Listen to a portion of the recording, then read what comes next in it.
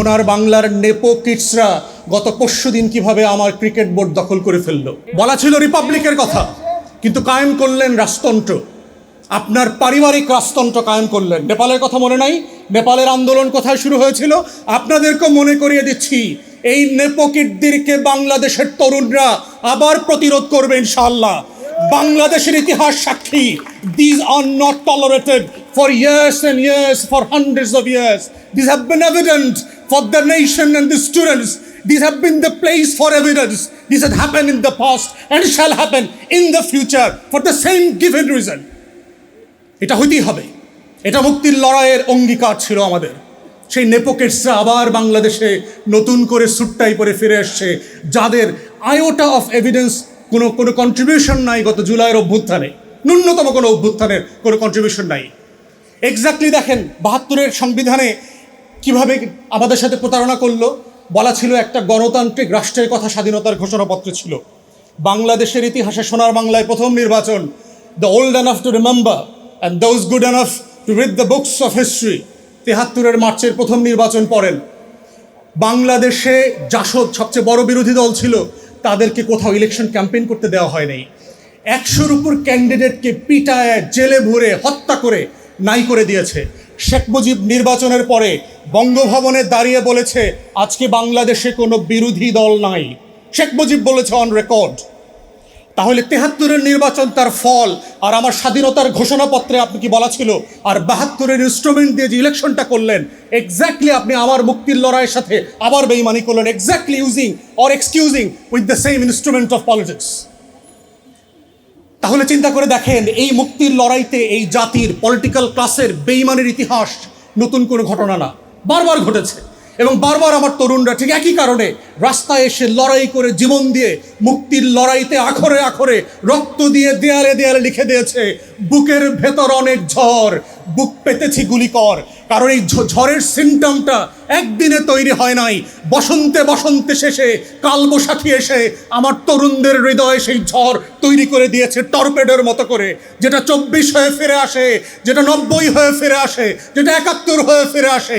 এবং আগামী দিনগুলোতেও বাংলার এই নেপো কিডসদের বিরুদ্ধে এই ঝড় আবার ফিরে আসবে। খোদার কসম লিখে রাখেন, ইতিহাস তার নিজস্ব গ্রামার ফলো করে আবার ফিরে আসবে আপনাদের বিরুদ্ধে।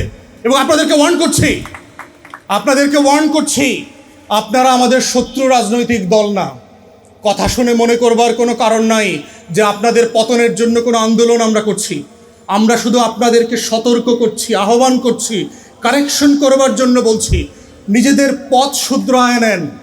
তা না হলে এমন একটা সময় আসবে, ঘুম থেকে উঠে দেখবেন আপনার কর্মচারীরা বলবে, স্যার ম্যাডাম বিমান এসে পৌঁছে গেছে গেটে। বিশ্বাস করেন, this are the things happened in the past. এবং এই বাস্তবতাগুলো অস্বীকার করবেন না, ভুলে যাবেন না। ক্ষমতা যেটা করে, চোখের সামনে ছানি ফেলে দেয়, এবং ওই ছানির কারণে যেটা হয়, আপনারা সত্য দেখতে পারেন না ওই কাচের দেয়াল ভেদ করে। অতএব আজকের এই হীনমন্যতার জায়গাটা কোথায় সেটা বলে আমি শেষ করব।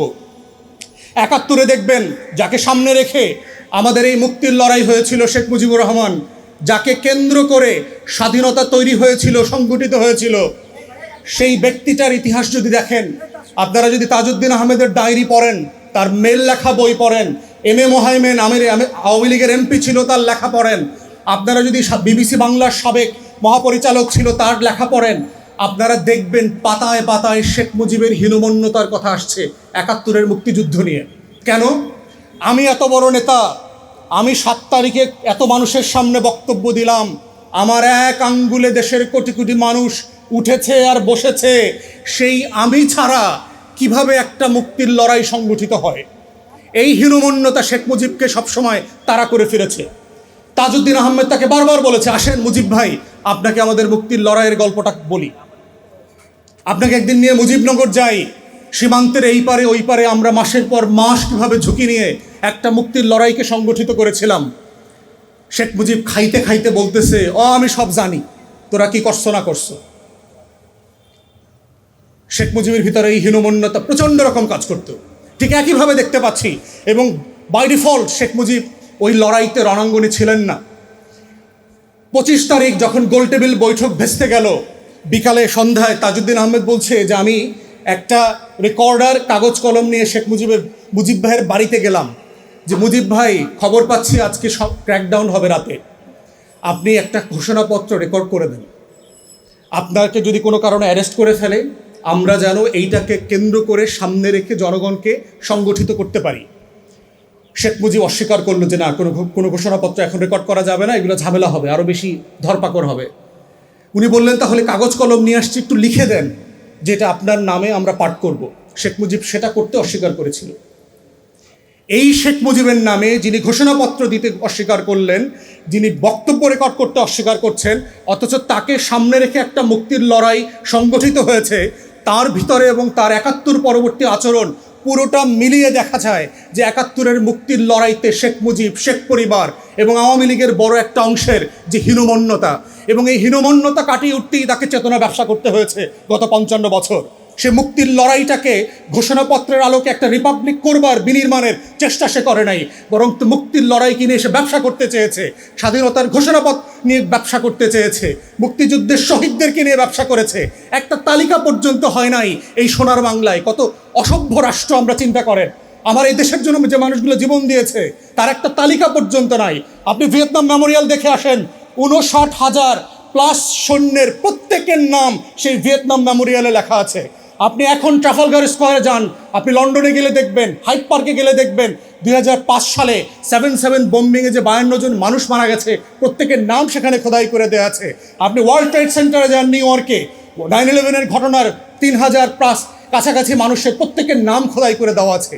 আমার শহীদদের একটা তালিকা নাই, সংখ্যা আছে ৩০ lakh. Do you understand? 3 million. ৩০ lakh কি জিনিস, এটা কয়টার পেছনে কয়টা সংখ্যা লাগে আপনি বোঝেন? আওয়ামী লীগ এই হীনমন্যতার কারণে সেগুলো নিয়ে রাজনীতি করেছে, প্রয়োজন ছিল না। আপনার লড়াইতে ১০০ লোক মারা গেল, that's a good enough, it's a change for the state. আমার একটা রাষ্ট্র প্রকল্প আছে, একজন লোক না মারা গেলেও কোনো সমস্যা নাই। আমার রাষ্ট্র প্রকল্পের সাথে মৃত্যুর সম্পর্ক নাই, এটা আকাঙ্ক্ষার স্বপ্নের সম্পর্ক। আমি একটা রাষ্ট্র বানাতে চাই, যেই রাষ্ট্রটা আমার স্বপ্নের যে বড় হবে, আকাশ সমান হবে, তেমন একটা রাষ্ট্র চাই। সেই রাষ্ট্রটা শেখ মুজিব আওয়ামী লীগ করতে পারে নাই বলে তার হীনমন্যতা।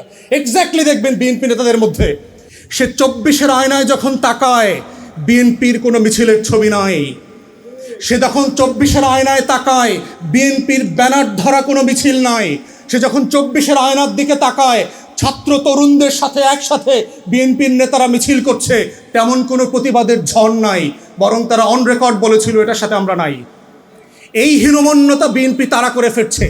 সে যখনই ২৪-এর আয়নায় তাকায় সে এনসিপিকে দেখে, এবি পার্টিকে দেখে, তরুণদেরকে দেখে, নাম না জানা ১৪০০ শহীদকে দেখে, ২৬,০০০ আহত মানুষকে দেখে, ৬০০ অন্ধকে দেখে, কিন্তু সে বিএনপিকে খুঁজে পায় না। এই হীনমন্যতা তাকে ২৪-এর জায়গা থেকে তাড়া করে ফিরছে।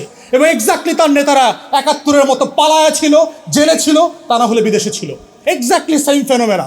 মনে হচ্ছে ৭১ নতুন করে ২৪-এ আবার নতুন করে রিস্ক্রিপ্টেড হয়েছে for the nation to remember. এই হীনমন্যতা যদি বিএনপি উঠাইতে না পারে, এটার কারণ হচ্ছে আজকের আমাদের লার্নের ফ্রেন্ডরা, আইনমন্ত্রী, আমাদের ডিপার্টমেন্টের বড় ভাইরা, আমাদের স্বরাষ্ট্রমন্ত্রী, ওনারা আমাদেরকে প্রত্যেক দিন আইন শেখায়, অ্যাজ ইফ বাংলাদেশে ওনাদের মতো আইন বোঝা মানুষ আসলে নাই। এবং আমরা দেখতে পাচ্ছি আকাশে যে টর্নেডোর কালো মেঘ বৈশাখের চেপে বসেছে, এই রাজনীতির কালো বৈশাখ আবার কয়দিন পরে এই রাজনীতির আকাশে ফিরে আসবে। আমাদের তরুণরা আবার মুক্তির লড়াই নিয়ে আবু সাইদ, মুগ্ধ, ওয়াসিম, শরীফ ওসমান হাদির মতো আবাবিল হয়ে আবার বাংলার আকাশে ফিরে আসবে, শুধুমাত্র এইটা বলবার জন্য বুকের ভেতর অনেক ঝড়, বুক পেতেছি গুলিকর, লাখো শহীদের রক্তে কেনা দেশটা কারো বাপের না। আজাদির প্রশ্নে, ইনসাফের প্রশ্নে আপোষ না করে আমরা লড়াই করে যাব বাংলাদেশের লাল সবুজের পতাকার জন্য। এটাই হচ্ছে ২৪-এর গণ অভ্যুত্থানের সেই অবিসংবাদিত জায়গা, যেই জায়গাটা আবার আগামী দিনে ঘুরে ফিরে আসবে।